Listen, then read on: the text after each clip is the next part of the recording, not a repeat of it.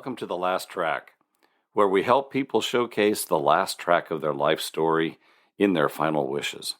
I am your host, Brian Norris, the co-owner of Bateman Funeral Home in Newport, Oregon. Just like a song can bring you back to a day, a time, and a memory, so too can a well-planned service.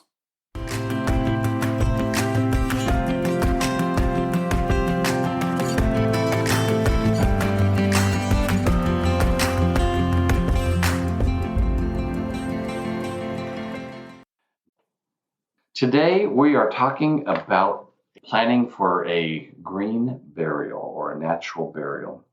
The NFDA reports that 14% of Americans under the age of 40 want a green burial, and a whopping 62% say that they want to have more information about it. So here's a little bit more information about it, and it's amazing how this trend is going across America. In fact, when I started in this industry, it really wasn't much of a topic, and it seems like, seriously, just about every day, I'm getting some kind of a question, either in an email or somebody in our community, or somebody's calling and asking about green or natural burial. They want to know their options. And frankly, I'm glad. It's about time we're getting there. So let's talk, what is a green burial? A green burial generally means you're going to be buried, or you're going to be cremated, or there's something now called aquamation, alkaline hydrolysis aquamation. That would be considered green burial of some sort. There's also in the state of Washington, and now just recently in the state of Oregon, there is something, and quite honestly, it's like decomposition, and it's something that's new. You might take a look at it, but it essentially speeds up the process of a natural decomposition of a body into about a 3 to 6 month period. And that's something that's new. Nobody in Oregon does it yet, but people up in Washington, the Seattle area, they have that option. And so we've actually had some people sign up with us for us to take them into our care, hold them here until we can get them to Washington, or Washington comes down and gets them. Different interesting information.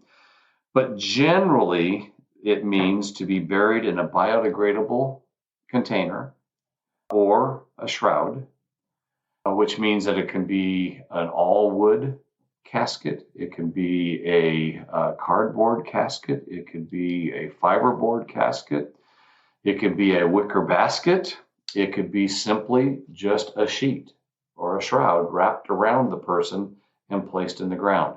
That's the burial side of it. And I probably missed a few things on that, or options. If you're going to be doing a cremation or aquamation, it means to be having the ashes placed into some sort of a biodegradable container, or to be scattered or spread in a scattering garden, in the ocean, in the rivers, or wherever around. But it means to leave no footprint, as small of a footprint as possible. So if you're going to be buried as a whole body, it means that there's not going to be a embalming take place. No formaldehyde, no glutaraldehyde, no any hides whatsoever. And that basically means you're not trying to preserve the body. Generally, that's what it means. And if you're going to have a viewing, what it means is the viewing needs to take place fairly soon after somebody's passed away, because we can take somebody from the cooler, we can set features, dress, all that other kind of stuff. You don't quite look as good as if you're going to be embalmed, but you look pretty good. I mean, I can't tell you how many people have come up and said, wow, they look awesome. Because we can set features, close eyes, meaning set features, we can close the mouth, close the eyes, do those types of things gently, and then make everything look natural. And it's pretty amazing what you can do. It means to be buried in a memorial or an urn garden type of a thing. It can be done in a natural setting. It can be on your farm, on your property, as long as you own the property and you follow the rules of your state to be buried on your property. That we've done that with multiple people in the last few years to be placed on their property. If you own the property free and clear, you're not paying a mortgage or that type of a thing. If you let the state know that you're going to be buried on that property and you commit to having that being, because that there's going to be an easement placed on that property so that if you sell the property in the future, children, grandchildren, descendants can still be able to go onto that property to visit that grave. So those are some of the things to keep in mind on that. There are all kinds of different cemeteries. You can go to pioneer cemeteries that many of those places offer green burial. You can go to natural burial grounds. There are lots of places now within the U.S. that have specifically what would be considered a cemetery, but it's a natural burial ground so that you can go to and be placed in those areas. Private cemeteries can offer that. Some places have a natural area, and I know that in our cemetery we have places that have been set aside specifically for green burial. So call the cemetery that you're thinking about going to and ask them about green burial locations. Urn gardens, scattering gardens. So if you have been cremated or gone through aquamation, which is a water process, and then cremated remains look just like cremated remains because they get processed and they're very, very white and they can be scattered or placed. Some burial options we talked about briefly: wooden caskets, wicker baskets, shrouds, cardboard, cotton, wool caskets. For cremated remains or aquamation, you can have salt urns. You can have a bio urn. You can have sand urns. There's an earth urn. There's wooden urns. There's stone urns. There's biodegradable paper urns. I just got to share. I had a hunter that was a deer hunter for his entire life. And his wife, what did she place him in? A salt urn. So that way he could be placed and he can give back to all the deer and the elk that he had harvested throughout his life. That she placed him out on the farm in the area where all of the deer and the elk go through, and he's been licked. It's a salt urn. It's a natural salt urn, and so anyway, I just had to share that with you. There's other things that you can do as well. If you go to a scattering garden, that type of a thing, and you scatter, if you really want to memorialize that place so that you can come back and visit it later, because once you've scattered, they're scattered, you can do a few things. You can actually take some of the ashes, you can bury them, and you can plant trees, you can plant flowers, you can plant a garden, with using some of those cremated remains. You can come back to that spot where you've had those things planted. How cool would it be to come back 10, 15 years later and see a great big, cedar tree growing in that place? You can have stones. You can have natural stones. You can have pillars. You can have a name engraved onto a stone and have it placed in that place where you've maybe buried those cremated remains. All that's really good stuff. Those are things that you can do to try to memorialize the area, the location that you've done the scattering. Couple things to keep in mind with a green burial. The very first one, green burial generally means outdoors. And if you're at the Oregon coast, it might rain that morning. It could be sunny in the afternoon, and you might be getting hail and fog in the evening. So keep in mind about the weather. So if you're planning a trip, if you're going to be going out to sea, if you're going to be going to an area, just keep in mind the weather may change. And so keep that in mind, especially if you're going to be going out to sea, because maybe you picked it 3 months down the road, you've got family flying in and you're planning on going out to sea type of a thing, which is a natural burial or a natural scattering. It's green, but the weather could change. And so you may not be able to go out to sea that day. So keep that in mind. Plant flowers in the area.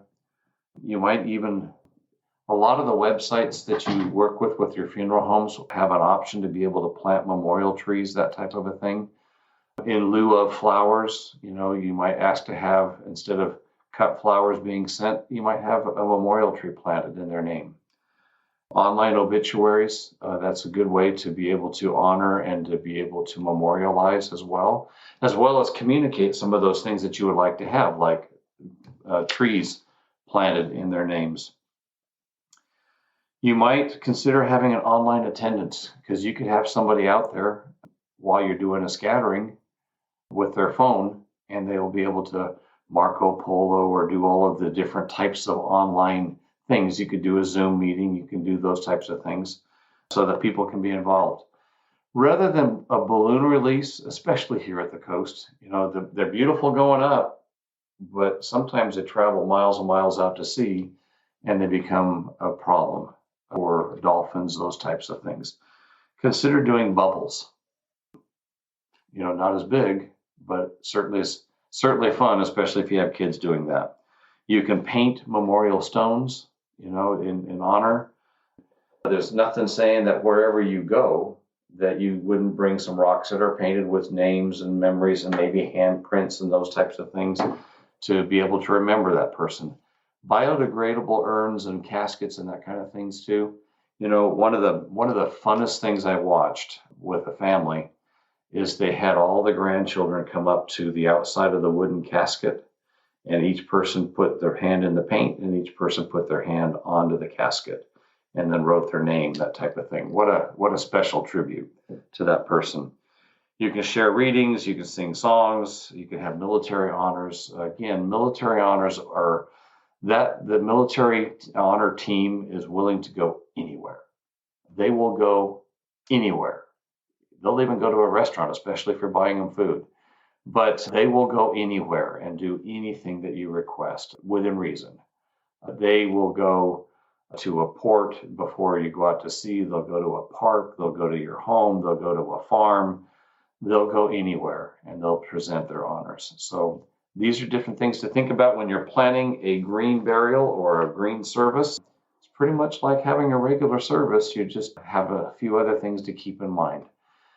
Well, we have reached that time in our podcast where we take a time and we take a moment and we remember all the families that are experiencing a loss, and we light a virtual candle in their memory. Let's take a moment.